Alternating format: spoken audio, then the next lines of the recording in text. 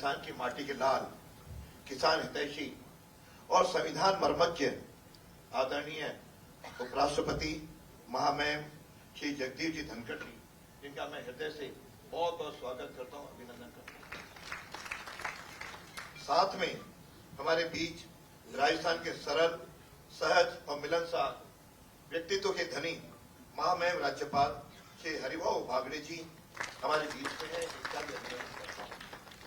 और साथ में मंच पर विराजमान हमारे विपक्ष के नेता टीकाराम जी जूली, इस प्रगतिशील संघ के संरक्षक हरिमोहन जी, इनके अध्यक्ष चौधरी जी, और यहाँ पे सभागार में विराजमान मेरे साथ वर्षों तक काम करने वाले विधायक, जो पूर्व विधायकगण, जिनमें कई मंत्री भी रहे, और साथ में 2 राजस्थान विधानसभा के पूर्व माननीय अध्यक्ष भी विराजमान है, माननीय शांतिलाल जी और दीपेंद्र जी, और साथ मर्मज्ञ विपक्ष के नेता राजेंद्र राठौड़ साहब, घनश्याम जी तिवारी, और मैं सभी मेरे वरिष्ठ जन और विधायकगण, मैं आपका इस सभागार में हार्दिक अभिनंदन करता हूं, आभार व्यक्त करता हूं। वास्तव में यह राजस्थान की भूमि भक्ति, शक्ति, शौर्य, बलिदान, त्याग और स्वाभिमान के लिए जानी जाती है। इस पवित्र भूमि में जन्म लेना ही हमारा सौभाग्य है। इस भूमि पर रहने वाले लोगों ने सदा ही प्राकृतिक संघर्षों को अपनाते हुए अपनी संस्कृति को जीवंत रखा है। यहाँ लोग अपनी ईमानदारी और किसी भी परिस्थिति में लड़ने में सक्षम रहे। हम सभी ऐसे लोगों का प्रतिनिधित्व करते हैं जिन्होंने अपनी आन, बान, शान से कोई समझौता नहीं किया।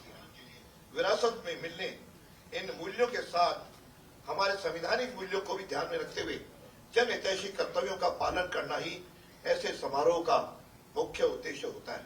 अतः आयोजनकर्ताओं को ऐसे कार्यक्रम के लिए बहुत बहुत साधुवाद देता हूं। आज का यह पुनर्मिलन सभा, जो राजस्थान के पूर्व विधायकों और वर्तमान विधायकों का एक अद्वितीय आयोजन है, न केवल एक मिलन स्थल है, बल्कि यह हमारे लोकतांत्रिक मूल्यों का, हमारे संवैधानिक दायित्वों का और नैतिक उत्तरदायित्वों का जीवंत प्रमाण भी है। आज हम यहाँ इसलिए एकत्रित हुए हैं कि अपने पूर्व अनुभवों को साझा करें, अपने प्रदेश के नागरिकों के प्रति अपनी जिम्मेदारियों का पुनर्लोकन करें और अपने लोकतंत्र को और अधिक सुदृढ़ के लिए नया संकल्प भी लें। साथियों, हम जब राजनीति के द्वार पर प्रवेश करते हैं तो हमें एक महान लक्ष्य की प्राप्ति की प्रेरणा मिलती है। वह लक्ष्य है जनहित। और विधायकी का कार्य केवल एक पद ग्रहण करना नहीं है, बल्कि संवैधानिक अनुबंध है लोगों के साथ, उनके विकास, उनके अधिकारों और उनके बेहतर भविष्य के प्रति। जब हम विधायक के रूप में शपथ लेते हैं तो सिर्फ एक कागज पर हस्ताक्षर नहीं करने होते, बल्कि हम प्रतिज्ञा लेते हैं कि हम संविधान में निहित अपने दायित्वों का पालन करेंगे और न्याय, समानता, स्वतंत्रता, बंधुत्व के स्तंभों को ढहने नहीं देंगे। हम सभी ने संविधान की शपथ भी ली। इसका अर्थ यह नहीं है कि हमारी जवाबदेही केवल विधानसभा तक सीमित है। हमारे कर्तव्य का दायरा उससे कहीं व्यापक है। यह न्यायपालिका, कार्यपालिका और नागरिक समाज से लेकर शिक्षा संस्थानों तक फैला हुआ है। संविधान हमारा मार्गदर्शन करता है और हम अपने राज्य में लैंगिक समानता, धार्मिक सहिष्णुता और सामाजिक न्याय को सुनिश्चित करते हैं। आज राजनीति विचारधारा के स्थान पर आक्षेपों की राजनीति बन रही है, उसका स्वरूप लेती जा रही है।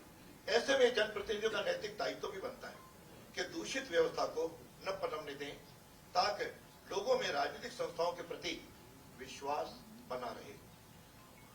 ऐसे में जनप्रतिनिधियों का प्रथम दायित्व जनता के प्रति सहानुभूति बन जाता है। संसदीय परंपराओं में व्यवस्थाओं के क्रमिक विकास में तकनीकी दौर के कारण अनेक व्यवस्थाएं रह जाती हैं, किंतु इन सब के बीच लोगों के मध्य उपस्थित होकर, उनसे भावनात्मक जुड़ाव रखकर, उनके प्रति ईमानदारी से अपने दायित्वों का निर्वहन कर राज्य के लोक कल्याण स्वरूप के अंतर्गत सामाजिक विषमताओं को दूर करने का प्रयास किया जा सकता है। साथियों, राजनीति केवल सत्ता का साधन नहीं है, बल्कि जनता को नेतृत्व के द्वारा सामाजिक उत्थान का मार्ग भी दिखाने का एक माध्यम है।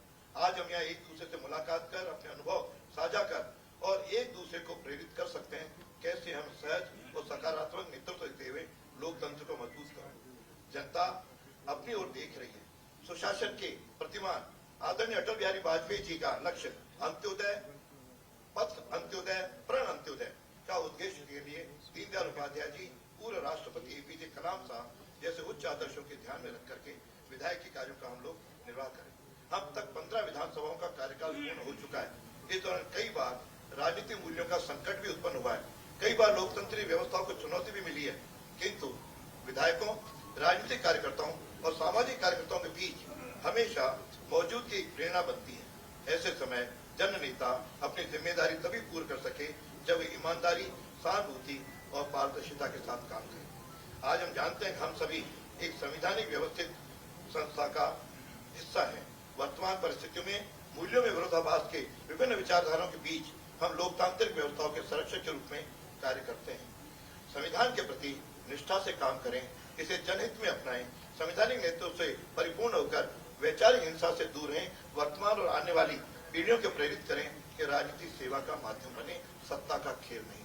आज हम सौभाग्यशाली हैं कि संविधान के विशेषज्ञ मर्मज्ञ माननीय और आदरणीय माननीय जगदीश जी धनखड़ अपने मध्य हैं। उनका भी मार्गदर्शन हमको मिलेगा। आशा ये मार्गदर्शन अपने को अपना जो उद्देश्य है, अपना जो कार्य है, उसको करने में हमको भी बहुत प्रेरणा मिलेगी। मैं आपका बहुत बहुत पुनः अभिनंदन करता हुआ अपनी वाणी को यहीं विराम देता हूँ। आप सब पधारे, बहुत बहुत स्वागत, अभिनंदन।